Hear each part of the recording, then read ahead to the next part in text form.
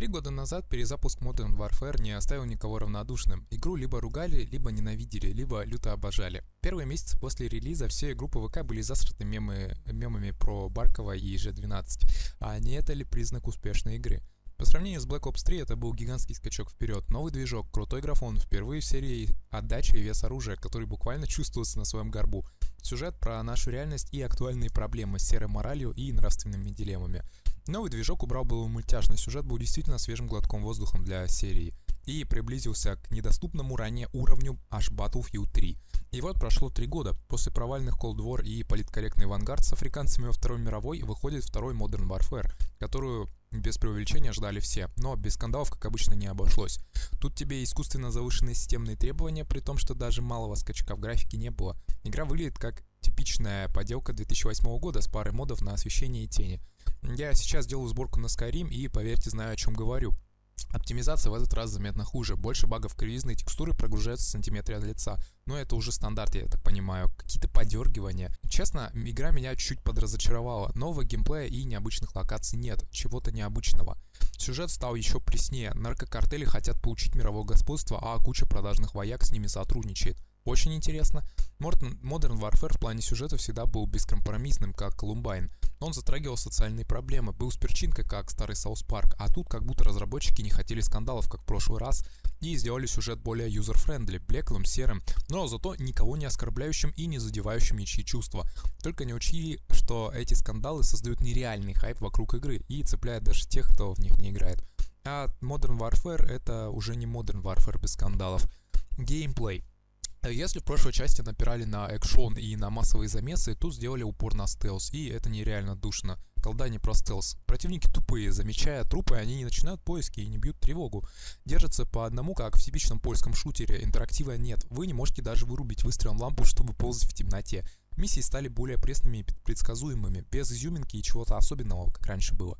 Несколько вариантов в диалогах есть, но они ни на что не влияют, как обычно. В первой части мы пускали дронов, выводили свидетелей по камерам, штурмовали какие-то бараки посреди пустыни.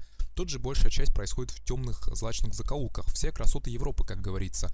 А это и хорошо. Зачем делать атмосферную хорошую графику, если ночью-то ее не видно? В трейлерах нас пугали атмосферным корабликом в шторм, взятым из оригинала, и красивым Амстердамом. Но в реале и это, и то проходится минут за 20, а все остальное время мы ползаем в темноте по различным помещениям, которые и не запоминаются. Мемность. Для меня в новых играх главное, чтобы можно было отдохнуть и поржать как следует. Это мой главный критерий оценки. Разрабы это понимают и стараются запихнуть как можно больше крылатых фраз, матюков, нелогичности, трэша, чтобы можно было пообсуждать в интернете и поугарать с друзьями. Вспомните хотя бы момент с заложниками в прошлой МВ. Ну а тут все стало более на серьезных щах, на пафосе. Мне последнюю роль раньше делала идеальная русская озвучка, которая делает голоса измученных солдат более тонкими и комичными, не то у них запоры или задержка в развитии. Продолжительность. Как и последние части, эту также проходится за 5 часов, если не дохнуть, и 7, если дохнуть. Мне этого, конечно, хватило, и я поддерживаю такую продолжительность, но не за $69, которые хотят за игру.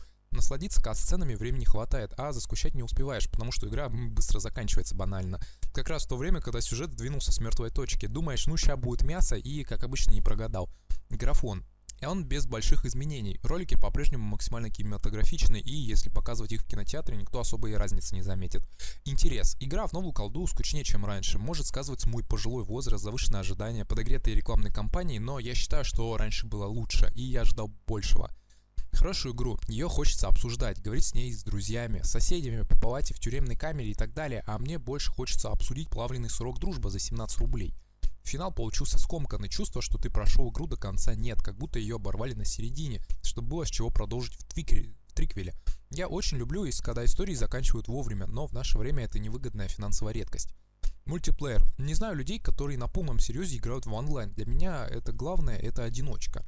Онлайн после пары часов начинает вызывать рвоту. Обычный дезматч на спидах, где все заходят в спину. Интересно, карт в этот раз не завезли. Их стало еще меньше, чем раньше, и они еще более пресные. Оно, в принципе, и логично. Activision впервые с 2007-го отказались от выхода новой колды в год и обещают развивать эту и Warzone. А если сразу показать интересные карты, нечем будет подогревать интерес в ближайшие полгода или 2 года. Но в первом МВ так не считали, и много новых интересных карт не зажали, поэтому и тут она была лучше. Я бы поставил этой части 6-7 из 10 усов капитана Прусса и сказал, что раньше была лучше. Это прям неоспоримый факт. и что с серией будет дальше. Сейчас в мире кризис и рецессии, на фоне карантина фондовые рынки потеряли 20 триллионов, и игровая сфера сильно попала под удар. Настолько, что даже жаднейший гейб бесплатно раздает арканы, сами понимаете, да? Чтобы Valve окончательно не загнулась от года и показала инвесторам приток, мол, мы успешные, и наши игры не умирают, не продавайте наши акции.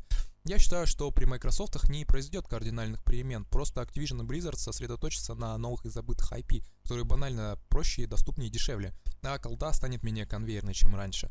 А вообще, это пузырь игровых развлечений, и хорошо, что он лопнул, это очень хорошо. В 90-е игры были проектом души и творчества, а не наживы крупных корпораций. Потеря значительной части актива и вынужденность делать годноту, чтобы не загнуться, должна побудить корпорации отказаться от онлайн-гриндевок и делать более качественные игры, что хорошо всем нам.